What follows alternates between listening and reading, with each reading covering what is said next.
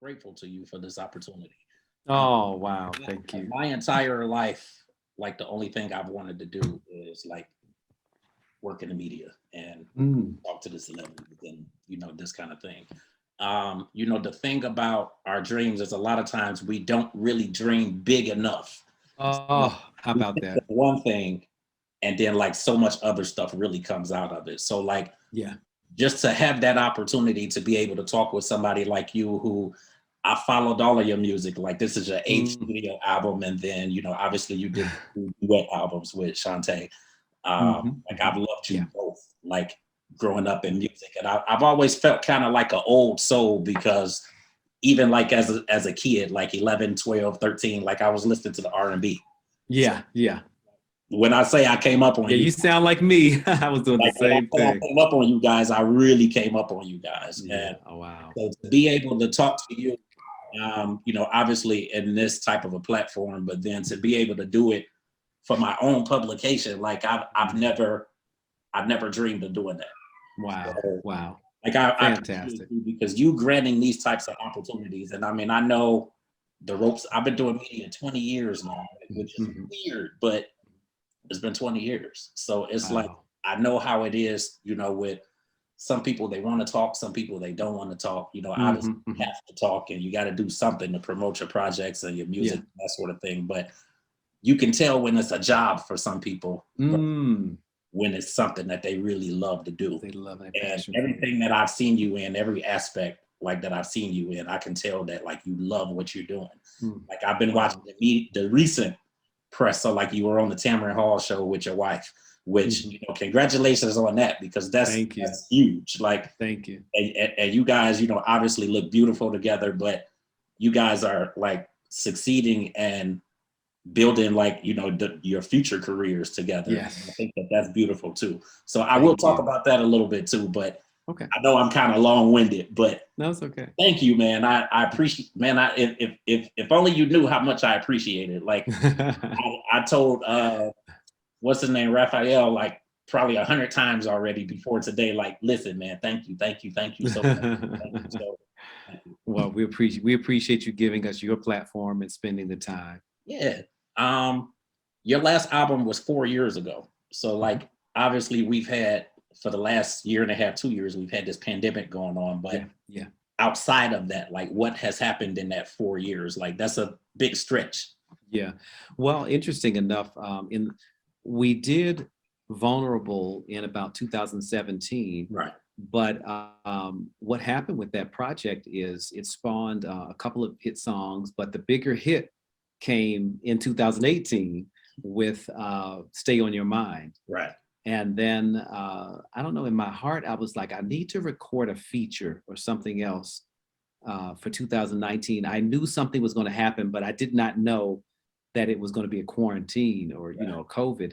So I recorded, I think, three different features. One song I did with Najee called Better. I recorded with Frida Payne, a jazz project. Yeah. And I did the Boney James. And the Boney James happened to come out, pretty much right after well, not right before the pandemic in 1920, going into that, and Yeah. then things kind of shut down. So it's made it interestingly like I just had this string of music that kept going, but we do know that it wasn't an album. I was after that going to do a Frank Sinatra, Nat King Cole I kind of saw that. album. I saw that. Which I feel like in our time would have been dope because I just think that like this generation right now, I think that you can tell a lot more that they're learning a lot about Yeah, the older music and the yeah, artists that were here before. And I mean, yeah. even when you think of like 90s music and a lot of Mhm. that, I hear a lot of that being sampled in today's music now with the Yeah, younger and artists. true. So that And would have none been none good of for my them to peers have none of my peers have touched that type of music anyway, and it may not be authentic to them. Eric Benet, I'm thinking because I'm trying to think. Brian McKnight, but Brian McKnight still precedes me a bit, even though he's considered my peer. His success in the music industry precedes me a bit. So I just felt like each generation generally does tribute the generations before. And as much as I've done a lot of cover songs from the 70s and some from the 60s and all of that, and even the 80s, No one touched into that American Songbook. Yeah. So it'll still come, but I thought that's what I was going to do before I did this album. And this album became a mentoring project for a guy named Madison. He is Drakkar Wesley out of Houston, Texas, but we call him Madison as an artist. And what happened was he was looking to do some things. And I said, I think I have the platform for you, but you probably have to do it through me in order to get the exposure that you want. And we can figure it out from there. So let's put you in a position where we can showcase you like Jimmy Jam and Terry Lewis as a producer when they did Janet or Babyface. Right. And that is what you hear on this Here to Stay project, because Madison did Stay on Your Mind. He did Love Me Back for my Anatomy of a Love Song album. And he did the Be Here song for Boney James and me as well. So I thought to myself, well, if he does this album, I knew it would have some, contemporary flair to it. I didn't want to restrict him, but the beginning of Here to Stay starts out a little more traditional, which he did that as well, traditional. And but then I also called on greats like Daryl Simmons, and I called on another guy named Darren Champ Jenkins, and I just started the album out traditional. And then I let it get as contemporary and creative as Madison would take me and push me. Because being in the industry as long as I've been, it's an opportunity for me to be a student at this time in my career. Yeah. About the new generation of music. What does this generation want to hear? You might have been 10 years old when For You came out. Now you're 35, Right. and you want to have kids and get married. You're falling in love and whatever else. What's going to translate so that it's more of a conversation? Yeah. I think the beauty with Here to Stay, obviously you gave us pressure like back at the top of the summer. So that was like June-ish, like May, June, maybe July. Absolutely. We also got Lose You. We recently got Only Girl. I feel like those 3 songs already, like you sound like a new you, like you're, you sound like you're in a, like, I mean, I don't want to say a good place, like you were in a bad place, but you just sound like, I don't know, like refreshed, renewed, like rejuvenated. Like what do you attribute that to? Because like all 3 of them songs I feel like are like power tracks, like they're powerful tracks to really, Well, I appreciate that. I attribute to 2 things probably. I wasn't always in a great space. And when I say that, I'm not saying that I was a depressed person or something like that, but as an artist, when you've been in it a really long time, I wasn't always in a place where I felt like I had something to give, right, and that it was something significant. And but I attribute it to Madison because a lot of times I still come from the era where, or like on my first album, I think there's probably about 14 different producers. I came from that era where you just worked with every top producer and you did a ton of songs and they chose from it. And I had been waiting for years to work with like 1 or 2 producers. And I didn't get that opportunity until maybe Vulnerable, to be honest. So when I met Madison, he was on Anatomy of a Love Song, but I worked, well, that's not true. Let me go back. As we're talking, I'm like thinking of what really happened. There's a guy named J.R. Hudson, who was my main producer on Anatomy of a Love Song. So that was when I first started to produce music and songs with less people, or with at least a creative head, like a Quincy Jones, if you will. So then when I did Vulnerable, Madison was my sounding board with along with Aaron Lindsay, who is my good friend. And then this one was when I was able to really pass the torch completely to Madison to say, hey, you're the Quincy Jones this time. And I think when you have one person, you get a more consistent sound and a more consistent vision. And I think that consistency shines, like on these 3 songs, like it definitely shines. I love how on Lose You, like it kind of starts off almost like a cappella. So I'm listening and I'm like his voice sounds really, really good. Like you sound totally rejuvenated. Like I love it. Thank you. And then I like how, like with the pre-download, we also got all in. Yeah. So I thought that was cool. So like we got All four the songs, backgrounds and all the like we got 4 songs off of this album already. So like what's to be expected from the rest of the album? right, Which right. drops tomorrow, right? That drops tomorrow. I'm so Okay. excited. December 3rd is our date. There's just more consistency there. And there's a song called Take a Dose that's real funky, it's sexy. There's a song called Survive that ends the album that's extremely moody. And Survive and Lose You were kind of like my experimental tracks. Okay. And I'm just excited that Claude Villani over at SRG, one of my partner there for distribution and everything, that he had the guts to say, Lose You is a single. I would have never made Lose You a single because it was just different and it was an experimental song. But he was like, no, this song is special and the world should hear it. And so far it has been explosive, like the response to it. But it is this another song that's speaking to the new generation of R&B listeners that sometimes you can get in your own way as an artist. That's what I promised myself I would not do on this project. I wanted to make sure that every song that I recorded was something that I would go, hey, you choose. Right. You choose what you want. The great Daryl Simmons is on there with a song called Never Knew. So the album starts out kind of traditional, and then it gets more and more contemporary throughout. And we tried to balance that as well so that you could listen to it as a whole cohesive project. So I'm excited. I'm excited because I feel like I've been able to put my stamp on this music, but not get in the way of it in terms of my styling or my ideas about what the industry wants or who or even who I am. Because sometimes people can also do this. Well, my style is this. You're right. I always wanted to be a singer that didn't have any boundaries. Right. So if you come to one of my shows, I do about 3 to 4 different genres of music, several languages. I do all kind of stuff in telling my story about who I am and why I am who I am. I know you said that you were going to do an album that was kind of like Frank Sinatra and kind of going back to that era. Have you done any music like that already? And like, is that something that would be like in your set when you do your shows coming up?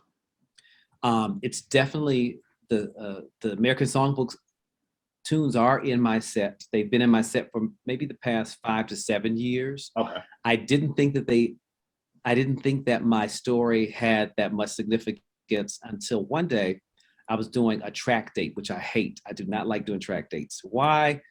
Because tracks don't always work.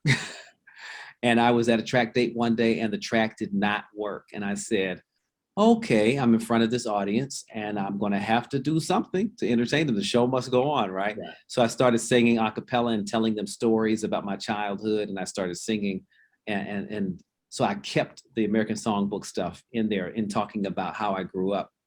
I have recorded a couple of things, but not to the level of really showcasing that completely with my voice. The Frida Payne record, we did Let There Be Love, which is an old American Songbook standard as well. And I did Why Did I Choose You with Nancy Wilson, the great Nancy Wilson years ago.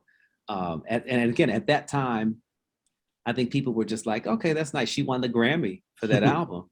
But for me, it just kind of went by. Like, I think people were still trying to figure out, again, what was I really doing? Could she have chosen a more mature voice or what have you from the generation? It was so many thoughts going through people's heads.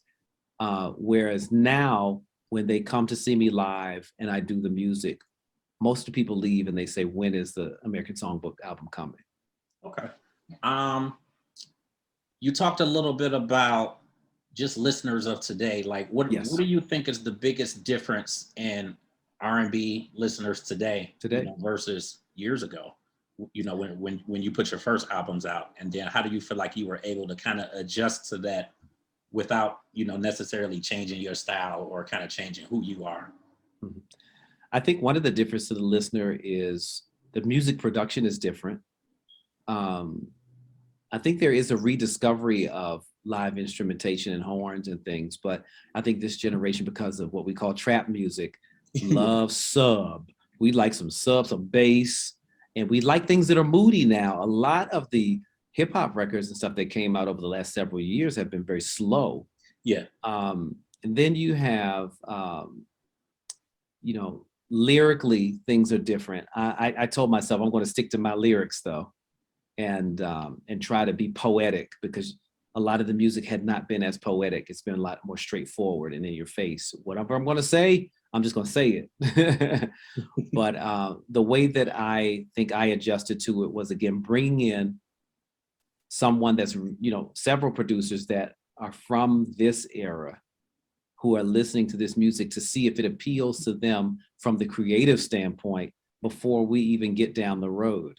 So having Madison come in, sometimes the melodies have been different. And I had to challenge him, like, I don't understand. It's like, wait a minute, this particular melody, shouldn't it sound like the last melody that we did on that hook? Or should it, because I come from very traditional standards of songwriting. And he's like, nope, not anymore. Nope, there's not a bridge. In a lot of the songs, there's no bridges. We did do a couple of bridges on the album, but for the most part, it's not a lot of bridges. And the songs are getting shorter again. Whereas in my generation, we were starting to have fun extending the songs out to 5 minutes with all kind of overtures and all kind of things. And all of those were things that we really discussed during the process. In terms of like today's artistries and the artists who are out there right now, like I guess what is your feeling on music that's coming out today, or like what artists that are coming out R&B wise are you kind of picking up on, or do you like that are out there? Oh, wow. Jasmine Sullivan. I mean, she's been at it, for a while, but she's still the young Jasmine is awesome. Ro James. I really was into the El Dorado album heavily. And I would even say that Ro James and Lucky Day influenced me doing some of the things that I did. Now, I know that my sound is very different from theirs, but it was almost like, hey, what would I sound like if I was singing their song? Right. Again, I'm not explicit and all of that. And I know sometimes people want me to sing about heartbreak, and they want me to sing about pain and other things that I don't, because I know that's not my brand. My audience, my core audience doesn't really want to hear that from me. But this new generation of listeners is probably open to whatever I have to say, as I make this new connection with them with Here to Stay.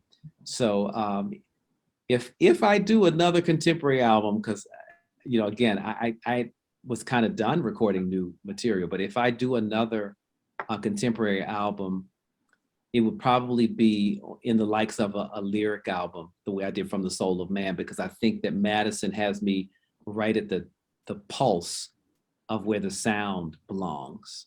I like that you obviously continued recording music, but what brought you back to it? Or what gave you that push and that fire to?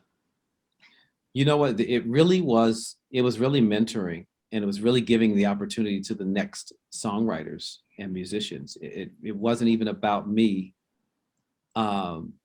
because and I'm not saying this, not saying this flippantly or like, or bragging about it, but I could just live off of my catalog now for the rest of my life and just sing. And I think people would still come and see me, and I could expand, and it would have been fine. But I really did it for the young writers. But what I got back in return was the fact that I could be new again, like you mentioned. Not new as a singer necessarily, but just in artistry, I could be a learner. I could go back to school. And just because the new artists are younger than me, there's still things that I can get from them. Yeah. I'm gonna cut this short because I know we're running out of time. I know they only gave me 20 Next interview starting, yeah. I appreciate you so much, man. Thank you. I know the album drops tomorrow, so obviously everybody can look out for that. Where people can find you at, just to keep up on what you have going on, sure. To hear the music, obviously social media. Yeah. All encompassing, KennyLattimore.com. Perfect. If you go to my website, everything is there. There's even something called a VIP lounge that you can sign up for, and I'll send you emails about what's going on. So if you don't have time to go back and keep looking at the site to see when I'm touring and all that, you can be a part of my VIP lounge. Listen, man, I put you in a certain class of artists that I listen to. Thank you. On repeat, constantly. Like there's you, there's the Jill Scotts, there's the Faith Evanses. Wow. You have your own style, you have your own brand. Like Faith Evans is probably like my number one artist, or like my favorite artist. And in interviewing her, she taught me about vamps, and I know that like with most of her songs, she has like vamps in them. And that was something that I pointed out in one of the interviews. And it like I definitely noticed like the nuances and just the certain things that you do that make you who you are. So thank you for all that you're doing. Thank you. Thank you for this opportunity. Stay out here, man. I want that Frank Sinatra type album. Hey, it's coming. It's coming. I really do hear that. Like, I love when artists experiment with that. And, you know, you doing that. Jill Scott did like Ragtime. With which I loved. I just love being able to hear like the past and, you know, how that relates to what we have now. So I think Deborah Cox did some American Songbook, or Dinah Washington as well. It's the guys that we as guys just haven't touched it. So that's all right, man. You're the one to do it. All right. You're the one to do it, man. So thank you so much for the opportunity. Thank you. Enjoy the rest of your day and the rest of your interviews. I appreciate this so much, man. And I look forward to doing it. I look forward to when you hit Cleveland. Nice. We'll make sure that I'm at the show, man. The great music city of Cleveland. Listen, man, we're looking for you. So I appreciate it. Blessings. All right. You have a good day, man. Take care. You too.